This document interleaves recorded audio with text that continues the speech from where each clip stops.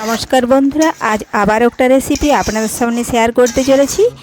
আপনারা প্রথম থেকে পুরো ভিডিওটা শেষ পর্যন্ত দেখতে থাকুন। আজকে বানাবো রুই মাছের মাথা ও চাকা দিয়ে ঝোল আলু দিয়ে। ভিডিওটি ভালো লাগলে একটা লাইক দিয়ে পাশে থাকুন ও বন্ধুদের সাথে শেয়ার করে দিন। চলুন তাহলে শুরু করি। তো তার জন্য দেখুন, এখানে আমি রুই মাছের মাথা ও চাকা নিয়ে নিয়েছি। এখন এগুলো ভালোভাবে ধুয়ে পরিষ্কার করে নিয়েছি। লবণ আর পরিমাণ মতো হলুদ মাখিয়ে নেব। তার জন্য লবণ দিয়ে দিলাম প্রথমে। এখন ওপর থেকে হলুদ গুঁড়ো দিয়ে দিচ্ছি পরিমাণ মতো, দিয়ে হলুদ গুঁড়োটাও মাখিয়ে নেব। খুবই সহজ একটা রেসিপি, একবার দেখলে আপনারাও বাড়িতে যে কেউ বানিয়ে নিতে পারবেন।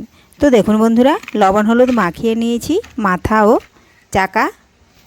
এখন গ্যাস ধরিয়ে কড়াই বসিয়ে পরিমাণ মতো সাদা তেল দিয়েছি। তেলটা ভালোভাবে গরম করে নিচ্ছি। তেল ভালোভাবে গরম হয়ে গেছে, চাকাগুলো আমি দিয়ে দিলাম। এই দেখুন, এখন মাছের মাথাগুলো দিয়ে দেব। বেশ কিছুক্ষণ সময় নিয়ে মাছের এক পাশ আমি ভেজে নেব। এই দেখুন, এক পাশ ভাজা হয়ে গেছে, আমি আর এক পাশ উল্টে নিচ্ছি। একটু ছাড়িয়ে নিলাম, লেগে গেছে। তো দেখুন বন্ধুরা, মাছগুলো উল্টে নিয়েছি। এক পাশ কিন্তু ভালোভাবে লাল লাল ভাজা হয়ে গেছে, আর এক পাশ আমি লাল লাল ভাজা হওয়া পর্যন্ত কিছুক্ষণ অপেক্ষা করে নিচ্ছি। মাথাগুলো উল্টে নিলাম তার সাথে। মাথাগুলো ভাজতে একটু সময় লাগবে, আগে এজন্য মাছের চাকাগুলো দেখুন দিয়ে ভেজে তুলে নিয়েছি। এখন আমি ওই তেলেই বড় বড় করে আলু কেটে রেখেছি, সেই আলুগুলো ভেজে নেব। তার জন্য কড়াইয়ের মধ্যে দেখুন আলু দিয়ে দিলাম। দেব এখন লবণ আর পরিমাণ মতো একটু হলুদ গুঁড়ো।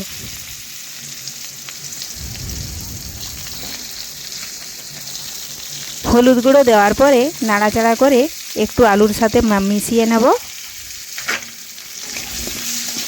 এই দেখুন, এইভাবে নাড়াচাড়া করে মিশিয়ে নিচ্ছি। আপনারা পারলে লবণ হলুদ আগে থেকে মাখিয়েও রাখতে পারেন আলুর মধ্যে, আর না হলে এইভাবে কড়ার মধ্যেও দিয়ে দিলে হয়।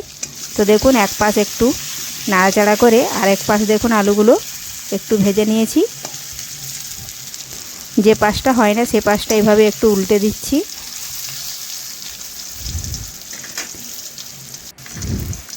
দেখুন ভাজা হয়ে গেছে, এখন আমি আলুগুলো তুলে নিচ্ছি। এক এক করে সমস্ত আলুই আমি তুলে নেব।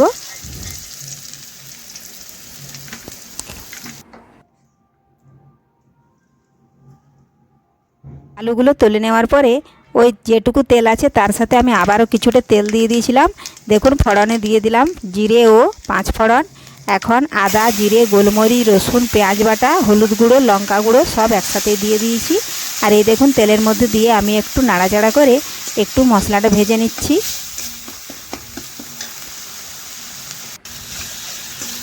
একটু সামান্য জল দিয়েছিলাম। এখন আমি টমেটো কুচিয়ে রেখেছি, সেই টমেটোগুলো দিয়ে দিচ্ছি। মশলার সাথে ভালোভাবে ভেজে নেব, এইভাবে নাড়াচাড়া করে। বেশ কিছুক্ষণ মশলাটা একটু কষিয়ে নেব।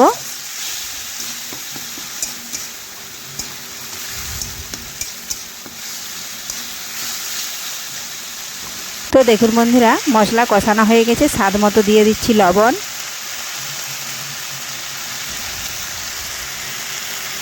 একটু লাল লঙ্কার গুঁড়ো দিয়ে দিচ্ছি কালারের জন্য, যেটা কাশ্মীরি লঙ্কা গুঁড়ো পাওয়া যায় সেটা দিয়ে দিলাম। এখন ভালোভাবে মিশিয়ে নিয়ে আগে থেকে যে আলু ভেজে রেখেছিলাম সেই আলুগুলো কিন্তু এখন দিয়ে দেব।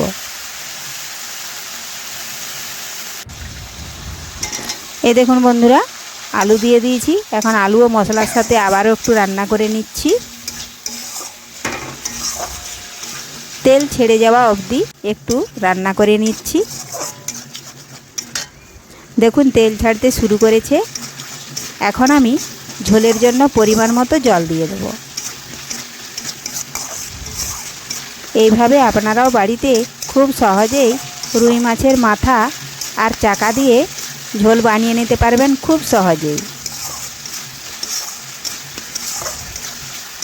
একদম ঘরোয়া বাটা মশলায় রান্না করলাম, কোনো প্যাকেট গুঁড়ো মশলা ইউজ করি না। তো দেখুন বন্ধুরা, তেল ছেড়তে শুরু করে দিয়েছে। এখন আমি পরিমাণ মতো জল দিয়ে দিচ্ছি ঝোলের জন্য। তো দেখুন বন্ধুরা, পরিমাণ মতো জল দিয়ে আমি বেশ কিছুক্ষণ একটু নাড়াচাড়া করে ফুটিয়ে নেব। আর বেশ কিছুক্ষণ ফোটানো হয়ে গেলেই আমি কিন্তু আগে থেকে মাছের মাথা ও চাকা ভেজে রেখেছিলাম, সেগুলো দিয়ে দেব। মাছের মাথা চাকা দেওয়ার ফলেও কিন্তু আবারও আমি 2 থেকে আড়াই মিনিট পর্যন্ত একটু ফুটিয়ে নেব, তাহলে মাছের মাথাগুলো ভালোভাবে সেদ্ধ হয়ে যাবে। এ দেখুন বন্ধুরা, দিয়ে দিলাম। এখন নাড়াচাড়া করে ভালোভাবে দেখুন ডুবো ডুবো ভাব করে একটু মিশিয়ে নিলাম। এরপর আর কিছুক্ষণ ফুটিয়ে নিলেই তৈরি হয়ে গেল রুই মাছের মাথা ও চাকা দিয়ে আলু দিয়ে ঝোল। রেসিপিটি আজকে কেমন লেগেছে বন্ধুরা অবশ্যই কমেন্ট করে জানাবেন। আর ভিডিওটি ভালো লাগলে লাইক, শেয়ার, সাবস্ক্রাইব করে আমার পাশে থাকুন। ধন্যবাদ। ফিরে আসছি আবারও, দেখা হবে পরের ভিডিওতে। এই দেখুন ফুটতে শুরু করেছে, তো ফোটানো হয়ে গেছে। ওপর থেকে একটু সামান্য দিয়ে দিলাম চিনি, এটা অপশনাল, এটা আপনারা দিতেও পারেন নাও পারেন। ধন্যবাদ।